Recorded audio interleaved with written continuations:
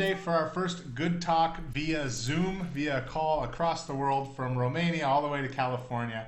Joined here by Robert and Kay Lee with Power Couples by Design. Thank you guys for being on this call and chatting with me today. Hey, no problem. Next time we're going to have to come out to Romania. Yeah, we're honored to be here with you. Yeah, This is the Hi, stepping Romania. stone. exactly. Come on over. Romania is an incredible country. It's one of those countries that not that many people even know about or have been to, but it's just absolutely gorgeous, beautiful here. And the people are incredible. Yeah. I'm sure we'll make our way out there at some point. Awesome. Well, you're more than welcome. So we connected a couple months ago through a mutual friend, Robert, and I was just so impressed on the call, getting to know you and what you guys are doing. I haven't heard of anybody else doing something like it. I think it's very unique. And so give us a little bit of an overview. Tell us about what is, people have heard this term power couples, but Power Couples by Design. Tell us, what is this about? What do you guys do? Well, first of all, it's a privilege to meet you, and it's funny. Right after our call here, we're actually interviewing Corey Carlson for our podcast. Yeah, I mean, literally, when we sign off with you, we're signing on with Corey. So I just thought about that right now. I was like, oh, you connected with me with Corey. Awesome. Good. Glad to hear that. Yeah, so I mean, power couples. So at least here in the States, when you hear the term power couples, it's usually some high-powered celebrity couple. Someone in the movies. Like back in the day, it was Brad Pitt and right now, and Brad Pitt and Angelina Jolie. Those are considered like power couples, or heads of industries, that kind of stuff. People that have achieved a lot in their industry and are well known. So they kind of look at the achievements and they seem to do well together. But in our view, power couples isn't so much that, and we look at those couples as they have it all together. But the reality is, regardless of who they are, you don't have it all together. You're always, especially when you're in marriage, you're always working on it, or you should be, some more than others. And so for us, a power couple isn't someone that's achieved everything and it's perfect and all that. It's really a couple that understands that they need to work well and keep working on their marriage as they're achieving their professional, their business. In our case, we consult with business owners, married couples in business. So they're business owners. So they're trying to achieve in their business, but we know that, and they know they can't sacrifice the personal life for the sake of the business. Otherwise, potentially everything can crumble. So that, in short, that's kind of how we look at power couples. Very cool. Very cool. And tell me a little bit about your guys' background. How did you get here? Why are you in this space? And what brought you here? Well, I come from a family line of entrepreneurs myself, so it's in my DNA. And I was raised in a family business. Okay. So I know a lot of the ins and outs. My dad worked 6 days a week, wasn't home much. And that was his baby. That was his life, his work. And so it was really challenging on the family. And so, so I come from that side of it and seeing the pros and cons. So she has the empathy. She has the empathy on that side. Yeah. So for me, my parents, they weren't entrepreneurs per se, but in some ways they are. They're pastors. Okay. And so they're still running an organization, right? Running a church. Has a congregation. When we moved to California from Hawaii, one thing I knew I didn't want to be was a pastor. So I ended up going to business school. Okay. And so I got a degree in marketing. As much as possible, huh? I thought it would be going away as far as possible from being a pastor, but we'll circle back to that. So, I get a marketing degree. My first job out of college was with Coca-Cola. Okay. Awesome first gig. It was right at the time when they launched Powerade, the sports drink. Okay. And then also the World Cup was in the United States. So I got my hand in event marketing as well. What's that? Was this 1994? Correct.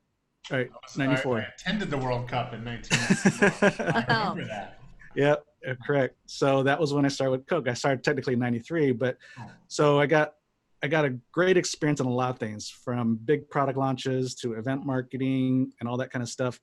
But 3 years into it, I knew that wasn't the industry I was going to stay in. So then I went into pharmaceutical industry, still in sales and marketing, but got a lot of great experience to those 25 years. And then towards the tail end of my career with Bristol Myers Squibb, my last company, I knew I needed to do something different. my next stage in life was going to be something different. So I started trying my hand in consulting. And so I knew marketing, so I figured I'd do marketing consulting. Makes sense, right? And then as I got into working with these privately held smaller businesses, family-run business, I started to see the gaps, not just in marketing, but just the way they were doing business. And they were needlessly suffering and struggling in their business when they really didn't have to. Because most business owners, they don't have the experience, even the education of business, of running a business. They just have an idea, they're good at a craft, and they start charging for it. And they just kind of learn as they go. And so for me, if we just start to implement just sound business fundamentals into the business, it would totally change. And so I got that heart for business, for small family business, right? And just knew that I could really help them out. Not so much with just the strategy stuff, but really more from a mindset. And then fast forward to now, I started, as I get to know the clients, most of them are men, then they start talking about their personal life. Then they start talking about their marriage. I start coaching them in their marriage. And then next thing I know, I'm starting to look at the connection between how their personal life and their business life is actually intertwined. And one's affecting the other. Wow. The health of their marriage can affect the way they perform in the business, and then vice versa. Wow. Talk more about that. What is that? How do you see that? I mean, I agree 100%. What does that look like? How does the one affect the other? Well, if things aren't going on at home, what happens is the business owner, a lot of times you'll kind of subconsciously take it out on business, on your staff. Yeah. You'll become more of a driver.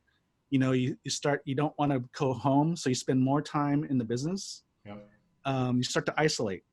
So when things aren't working out at home, what they do is then they start putting all their energy into the business, and the business might start actually doing better because they're putting so much energy in it, but it's creating a deeper and deeper wedge into the relationship until ultimately something can tumble, and then which would really even disrupt the business. Yeah. Right. So what happens if you get a divorce? What's going to happen to the business? Because all the assets have to get split. So that becomes messy. And so just because this one spouse is working in the business and the other one isn't, doesn't necessarily mean that they shouldn't be both involved with the business at some level, because it's their asset. Okay. They're both their assets, whether it's formally in the formal documents in the business or not. Yeah. Because you're married, especially here in the United States, right? As you know, once you're married, all the assets are going to be 50-50. Yeah. And so that creates that dynamic. And then on the business side, when things are stressful in the business, there's a financial implication at home. Yeah. So once that hits home, there becomes a whole host of issues and conversations that come up at home. So that's a quick example of how that gets intertwined. Wow. Incredible. And then the spouse feels not included because they don't know what's going on. So there's a disconnect there. And then that causes conflict in the relationship. And then on the kids, it's hard. It's just, there's no communication of what's going on, because a lot of times if the spouse knows what's going on, they're able to either pray, give some wisdom, empathy, support, whatever they might be needing. But if they don't know what you're needing and it's just conflict all the time, you get into a vicious cycle. Yeah. Yeah. I think that's very common, I imagine, amongst a lot of business owners and their spouses. Unfortunately, it's very common. One handles the business and one handles home. Or they have their own career. They might have their own career, or some have their own business. Yep. So there's a lot of reasons why there's that isolation. And then even when they're both working in the business together, a lot of times even that spouse that's supporting the owner in the business still doesn't know exactly what's going on. They're just doing a specific job. Yeah. And a lot of it comes back to they don't know how to communicate well and know how to resolve conflict well. Yeah. So that's why a lot of times they either withhold information or they don't want to know, because they don't want to get into this conflict that they know they can't fix because they don't know how to do it well. Because a lot of times they're having they can't get things resolved, so they're having that same conflict, that same video or tape playing in their minds. So like, oh, we can't talk about this. So they have all these hot topics that they can't talk about because they're not able to get things resolved. Okay, wow. Robert, one of the things when we talked, you mentioned you're helping explain to me why a spouse that's not involved in the business at all, who kind of typically maybe has just, I don't think about the business, I'm not involved in that, should be more involved in the business, at least to some degree. And I think you've alluded to it with the communication and things. But what are some of the practical reasons why you would say that a spouse that goes, that's his or that's hers, we need to, we don't talk about that at home. That's the business. Why do people need to overcome that and actually think and talk about the business? Well, like I said earlier, is that the business is typically the number one asset in their life. And so you should care, right? Yeah. They may not care now, but when the business starts to suffer and hits the bank account, they're going to care. Yeah. Right. So let's care before all things go bad. So at the very least, even if they're not working in the business, they should at least be chief counsel to their spouse that's working the business. Sometimes it's the husband, sometimes it's the wife that's working the business, but they should at least be chief counsel. They should be a sounding board. A lot of times these business owners, they feel isolated. Entrepreneurs in general, as you probably know, sometimes it can feel isolating. Yeah. And so who better to confide in than your spouse? Who else is going to care or should care, right? Yeah. And so just being that sounding board, that shoulder to cry on, and then talk them off the ledge sometimes of making a bad decision because they're fearful. And sometimes just that word of encouragement from the spouse can mean all the difference in their mindset and their mentality and what they think they can do before they think things are going to cave in on them. But when you have a spouse that's encouraging you and points out the strengths in you as a leader, because sometimes we forget that as a business owner. Sometimes, I mean, one of my clients, we're having lunch and he goes, all of a sudden he just, out of the blue, he just says, I'm a bad leader. And I looked at him like, why do you say that? What does good leadership look like to you? And why do you think you're bad? And so he named a few things. And I'm like, dude, you started this business from scratch. And now it's a multi-million-dollar business. You've got a staff. You've got manufacturing in China. I go, you can't be doing everything bad. It's like, I'm sorry, dude. You can't be doing everything bad because, half of the business fell in 5 years in the United States, right? And so I said, dude, you're on the plus side of success for most businesses. And so you got to be doing something right. And so that's kind of an example of how, obviously it wasn't his spouse, but, how what would happen, the meaning when it comes from your spouse also sometimes means even that much more than when it comes from a consultant. Yeah. Yeah. Because it's someone you're doing life with, it's someone you're putting your trust into. And so, when we've had clients, that's all he wanted from his wife. His wife had a career as a nurse educator and he wanted her to be involved, but there's miscommunication of what kind of involvement he wanted her to be. She thought she wanted him to work in the business, and that's not what he wanted. He just wanted encouragement. He couldn't pinpoint exactly what he needed. Yeah. But through our conversations, I said, what you really need is encouragement. He says, yeah. And that's what his wife does every day at work, is encourage these patients in the hospital, right? So I'm like, that's an example of how we can use her gifting to support the husband, even while you're not even working in the business, but just use your gift of encouragement in this case to encourage your spouse, because that meant all the world to him. Because as soon as we said that, made that connection, he just lit up. Just being able to communicate that, because she was making his lunch, doing all this other stuff. And she's like, I don't have time to be involved in this business. I got my own stuff going on. I'm making his lunch. I'm doing this and that. How much more could he need? But he wasn't able to communicate what he needed. And when he was, and she's like, oh, I can do that. That's easier than making lunch. So she was doing her best to support the husband, but neither of them can communicate what really we needed. Yeah. And so once that connection was made, then, oh, I get it. So that's an example of how, even if you're not working the business, how you can support. But it's also an example, once we identified the gift, that there's other cases that, oh, now we know how the wife or the husband can actually work in the business. What's the best role in the business to support by understanding what they're good at, right? Because a lot of times the spouse will bring their husband or wife into the business primarily to fill an empty seat to save on payroll. It's not necessarily based on, does it match? I might have had a conversation like that just this week. Oh, yeah. At your house? Yes, yeah. I said, we got some change coming. Maybe you could fill it for a little bit. So what that does is create more dysfunction, because now they start to, really don't want to be part of the business more than they already are, because they're already unhappy with what they're doing. Yeah. But once we rearrange and find what they're good at and where in the business that matches, that's a whole different ballgame. Then the whole ballgame changes. And then when they are working in the business, that creates so much increase in productivity, but because it's matching their gift and skills. Good.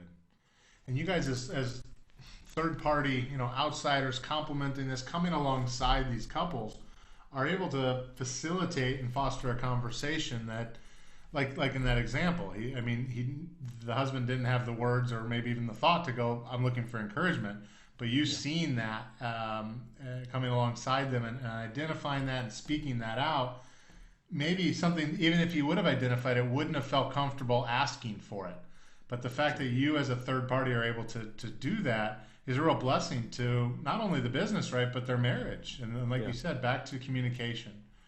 Yeah. So what does it look like? How do you guys come alongside couples? What are some ways in which that happens? That couples are engaging and working with you guys.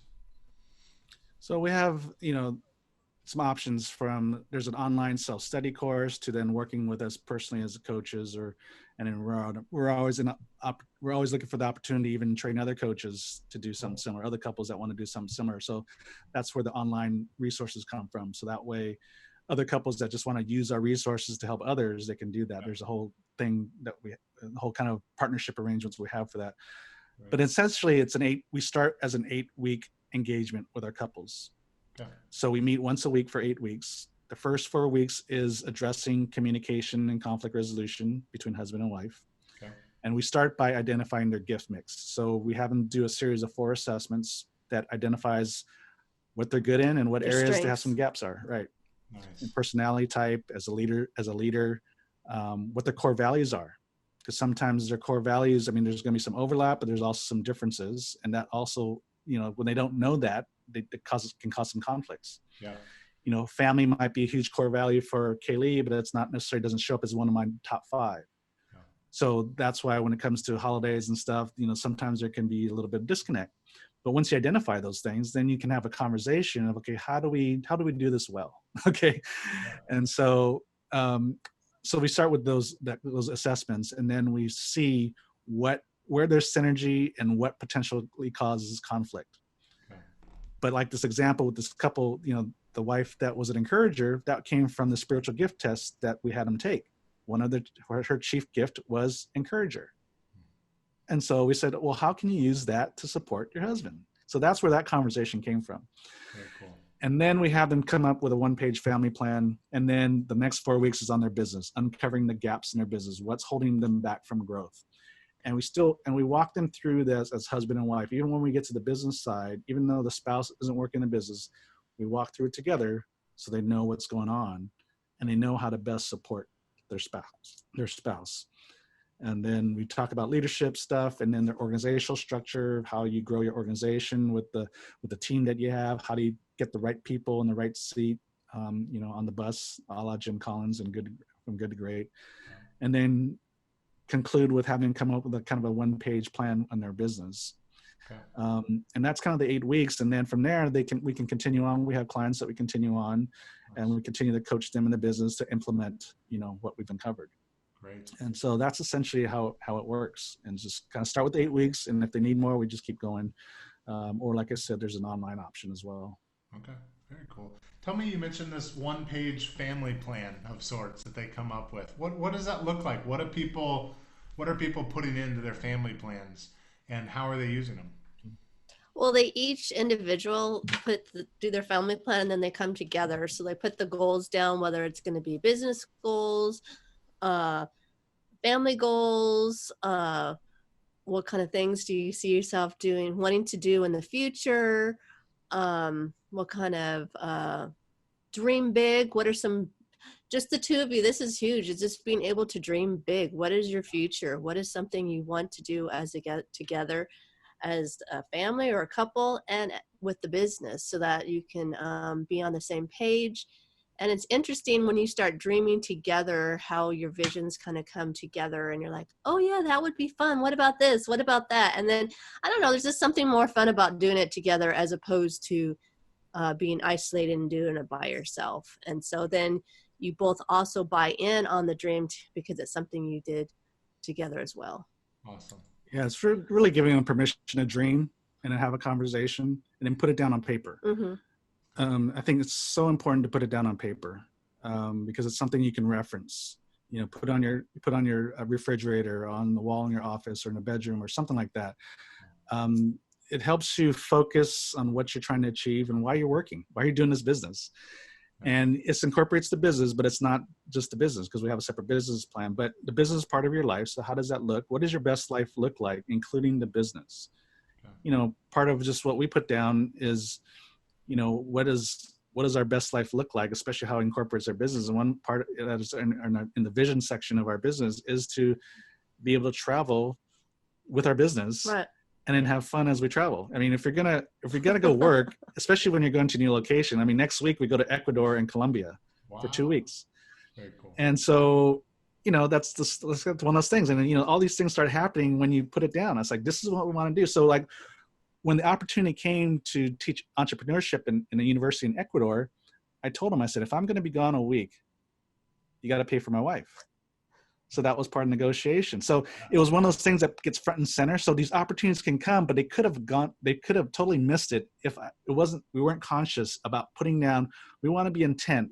If we get the opportunity to travel for business, that we wanted to do it together so we can also have fun while we're there.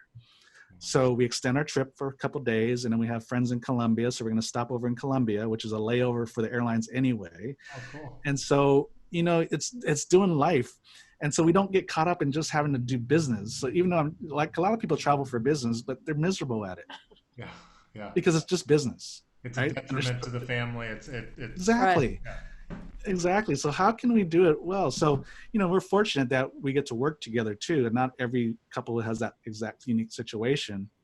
But it's one of those things that, how do you be intentional about, you know, working well and doing business well, where it doesn't negatively impact the family, but it actually can enhance the life of the family. So, and that's the design part of the Power Couples by Design, is you design for each couple, family, what that looks like.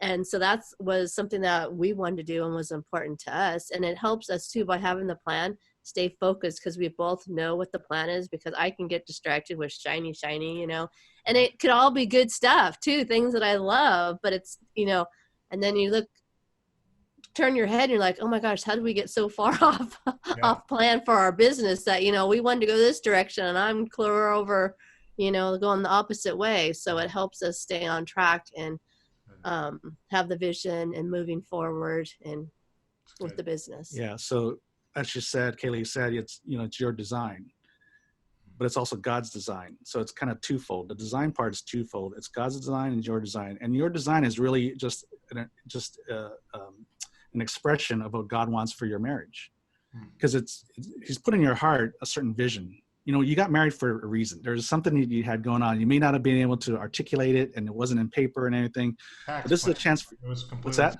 Tax planning. Yeah. So this is your chance to put this kind of stuff down on paper. What is God's plan and design for your marriage and for your family? Let's put it down. Because otherwise, fast forward 20 years, 30 years, and all you've been doing is working. And spouse is home taking care of the kids, or have their own career, or have their own business, and you're just working.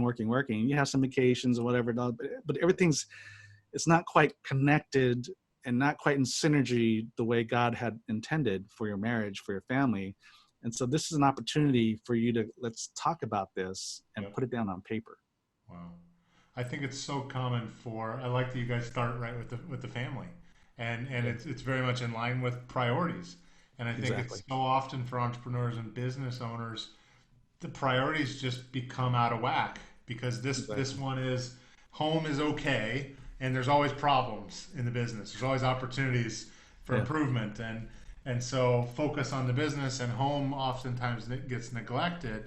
And from what I understand, you guys are bringing it back into alignment and go, what's right for you and your family, and God's plan for your family, and then how does the business complement that, and vice versa? How can they both be in alignment where you're working in the same direction? Exactly. So you hit the nail on the head, alignment and priorities. So it should be God, family, business. But in practicality, what happens as the execution of it in life is usually business, family, and God. Yeah. And so I think, especially here in the United States, we've kind of bought into this notion that you have to sacrifice the personal life and sometimes even your faith life for the sake of the business, because it's the thing that brings income, right? So we use that income piece as an excuse to say, I got to focus over here. Mm. The reality is, when you have your alignment and your priorities in line and you go God, family, business, it's amazing how God blesses your priorities and your focus on the family to bless the business. So you can actually, the business can build better, even stronger and bigger when you have your priorities correct. Wow. Because if it's the other way around, when your family life suffers, right? So like when your family life suffers, because in essence, you're, I was saying I'm kind of fumbling on the words, but when your family life suffers, eventually it's going to catch up in the business. And you don't want that to happen. And so what happens is when you're focused on what you're supposed to, on your priorities, and you concentrate on that, you'll find a way to make the business hum and do better without you having to spend 24 hours a day in it. Yeah. But we think that in order to improve the business, we have to put more time into it, which is actually totally goes against even physiology. That more time doesn't mean more productivity. It's actually, as time goes on, your productivity during the day actually starts to wane. So after 6-7 hours in a day working, your productivity is going to diminish pretty quickly after that. It diminishes throughout the day anyway, but after 7-8 hours, it starts to really quickly diminish. So putting more time in actually doesn't do anything. So getting home and rest, being with family, re-energize, so that you're ready for the next day to be even more productive. Because otherwise, if you put that 12-15 hours in the day, you're going to be drained. So even when you go home to sleep, you're not going to be at peak performance even the following day. By the end of the week, you're going to be wiped. Yeah. But if you were at a more consistent state of energy throughout the week, because you just worked well, you manage your time, spend time at home, because being at home with your wife, your family re-energizes you, right? That's your time to be able to unplug. And then you'll see throughout the week, by the end of the week, you'll find yourself even with still a good amount of energy to be productive on Fridays, much better than you used to be before. So it's all about productivity and keeping your energy level up. And for that, you need rest. Wow. Yeah, I can see that. I'm guilty as charged in many ways. Conviction is happening. And I didn't even throw one scripture at you, which I could, but I won't. I can see. I mean, that's why I wanted to do this chat with you, because I think it's just such a common issue with business owners, and I can see that, and I mean, even hear it a little bit out of your story, Kay Lee, when you growing up. I mean, your family, like you've endured that. And seen it on the other end, and it's so cool that you're turning around and using that now to bless and really change other families. And I think the kids are probably the largest affected by this, and it for no other reason for couples to be doing this but for their children, and for them to see how the choices their parents are making is impacting them. And I mean, Robert, at the beginning of the call, you mentioned growing up, your dad was a pastor, and I think what you're like you've said, I mean, you're providing not just consulting, helping with communication, but you're helping in many ways pastor these couples, and challenging them and discipling them in marriage and business. And unfortunately, that's, I think, oftentimes it's a missing ingredient in a lot of our churches, discipleship, and especially to business owners and especially wealthy people, because it's a touchy topic. For you guys, how do you stay? I mean, in the midst of this, you said it a little bit earlier, but how else do you guys stay in that sync and in that rhythm? I mean, you're together in this business, right? And working from home, and so I'm sure it's really tough for you guys to also live it out, I imagine. What does that look like for you guys? Yeah, that's a good question. And before I answer that question, though, my dad as a pastor, I also saw there's parallels between my dad being a pastor and running a church as it was to her family being an entrepreneur. I bet. The sacrifice of the family came because of the call from God with the congregation. So the congregation came first and the family was last. Yes. So there's actually a lot of similarities. So 2.0 for Power Couples is actually going to be Power Couples in ministry. Nice. Because there's huge parallels. There's not a whole lot of changes we need to make in our program other than some of the verbiage so that pastors can kind of connect a little bit better. Yep.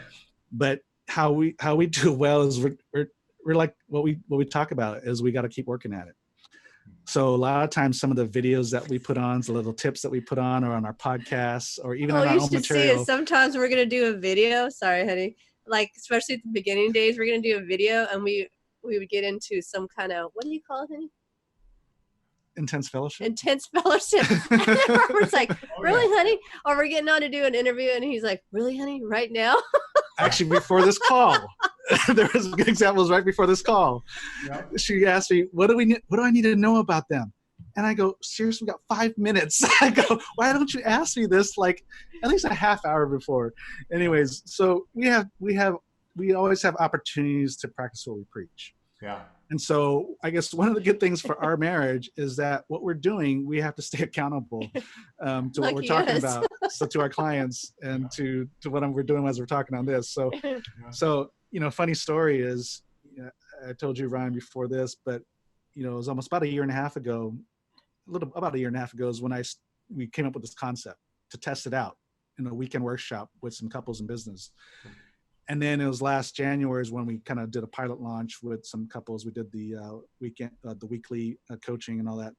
So the November, December before we kind of launched it, I'm putting together all the curriculum, all the content and worksheets and all that. And I'm sitting at my computer and I'm like, what am I doing? What am I putting together stuff for marriages? I'm like, what am I doing? This is not me. This was not on my radar. This is her. If anybody should be doing this and leading the charge, it should be her. But I'm here the one sitting, developing all this content. I'm like, what am I doing? And so all that to say is that, the Lord has a good sense of humor and I'm the guinea pig of that. And so, but I kind of naturally, the way Lord presents the opportunity, just throws stuff in me. And he knows how I'm wired is that if I see a problem, I want to solve it. Yeah. And so the problem I saw was the disconnect between marriage and business. And so I said, we got to solve this. And that's why I told Kay Lee, I asked her, why don't we formalize this thing and be intentional about targeting married couples in business and not just coach them when the opportunity arises, but actually let's start with their marriage and then flow into the business and do it in that order. In fact, I got asked one time, it was a Christian networking group, and she asked me, why do you start with the business or why do you start with the marriage before the business? I said, well, isn't the marriage more important than the business? And she smiled and she said, okay. I go, for no other reason than that, right? Yeah. That was the order because that was the most important.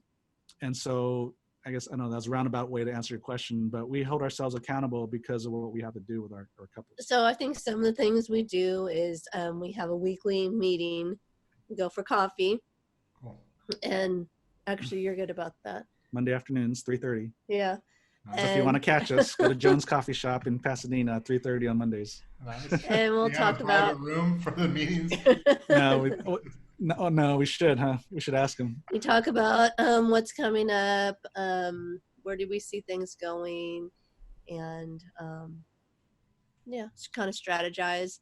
Good. And then you're good about this too. Usually I'll try and do a date night because you need to get out of the house sometimes. Yeah, working from home.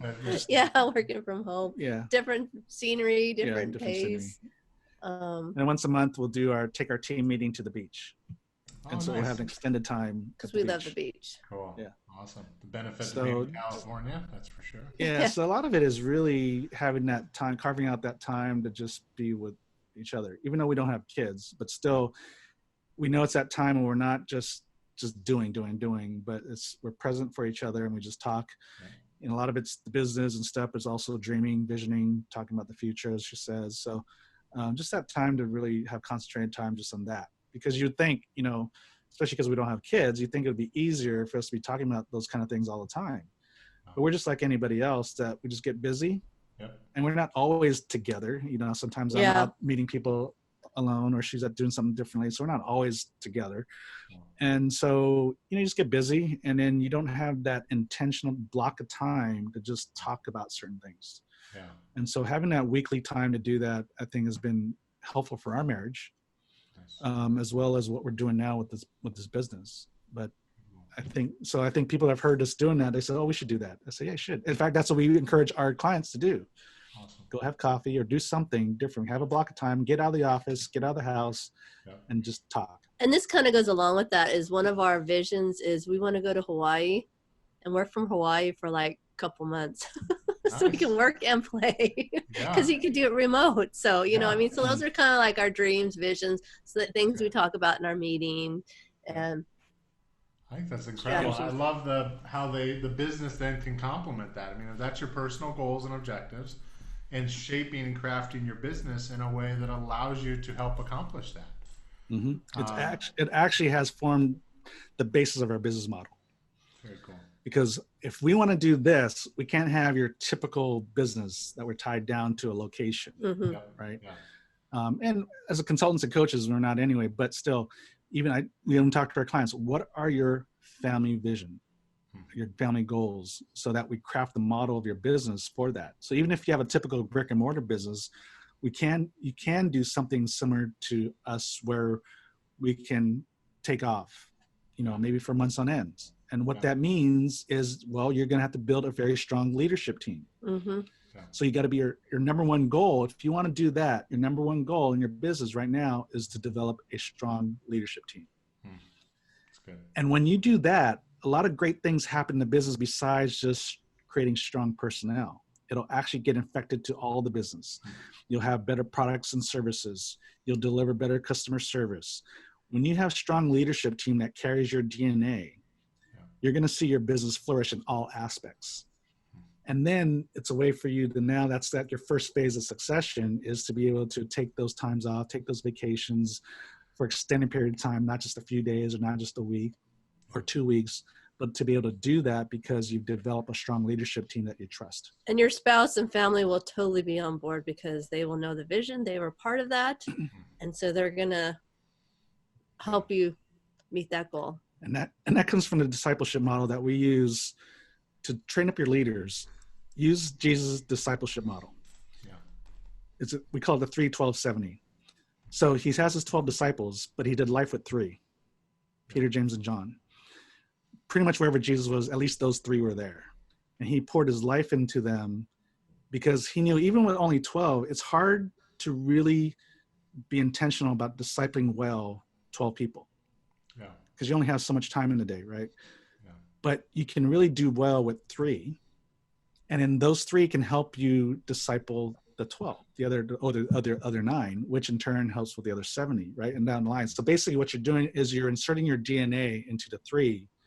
They carry your DNA. They can now infect the other 9 to 12, the rest of the organization. So you always need that 3. So in every business, you want to identify your 3. Wow. These are the people I'm going to do life with.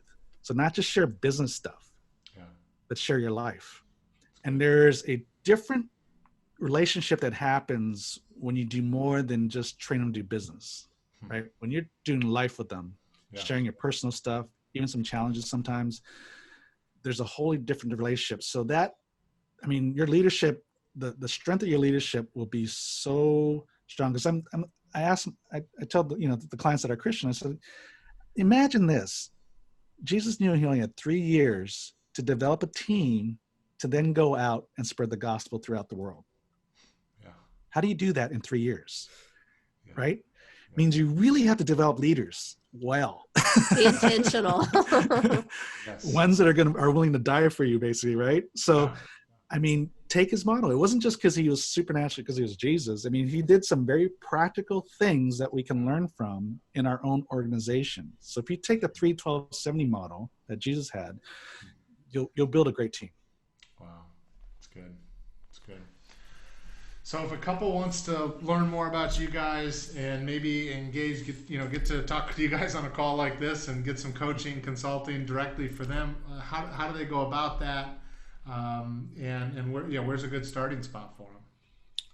Oh, you can just directly email us at info@powercouplesbydesign, powercouples with an S by design.com, or go to the website powercouplesbydesign.com. You can follow our podcast, Power Couples by Design, Nice. or on Facebook and Instagram, which is Power Couples by Design. Awesome. So there's a number of ways you can follow us and message us through social as well, and where you can just see some of even our free resources, as well as either the website or and our podcasts on the website too. But if you go to the website, you'll gain most of that. And then on Facebook and on Instagram, we do weekly videos as well, 4-minute videos. So there's a number of things that there's always out there that we're putting out there. That's great. But yeah, if you definitely want to contact us directly, just email us info@powercouplesbydesign.com. Okay. And cool. we'll see what we can do to help, and then maybe even launch a group, a cohort, or some leaders even in Romania. So we're open for that. You can come speak. Yeah. I think it'd be incredible. I think you guys are going to continue to grow. I love your idea, helping not just business owners, but pastors, missionaries. It's really anytime where somebody's it's that entrepreneurial when they're starting something, even nonprofit leaders, right? When you're starting, creating something, building something that's your own, you have that easy tension of finding your identity in the work that you do, and when that happens, priorities flip. Yeah. And you guys are just like you said, just helping correct that and bring alignment back into that. It's incredible work you're doing, and truly a ministry in and of itself. And a question I always ask everybody at the end, it's a bit of a ringer, so take a minute to think about it if you want. But I always ask people, the word good, what is good to you? When you hear the word good, what is good to you? Well, for me, it's always just trying to do good to people, right? One of my my own brand statement for myself is just developing people. That's I think that's my call in life, right? Just developing people. So I'm always, and to do that, you got to be good by them. So kind of like lead by example. And so, it's where just always leaving that impression about doing good to other people, and in turn, hopefully they do that to other people. So, that's my first impression of what good means to me. Yeah. When I hear good, I think relationships, that I want to have good relationships, and that I have a heart for women finding their voice. And so that's good for me. Awesome. Yep. Awesome. Well, thank you guys for joining me on the call and for sharing your wisdom, experience, being vulnerable. Really appreciate that about you guys, and really look forward to our partnership. Sure. Thank you, Ryan, for having us. It's been fun. Thanks, Ryan. Yeah. Thank you. I feel honored.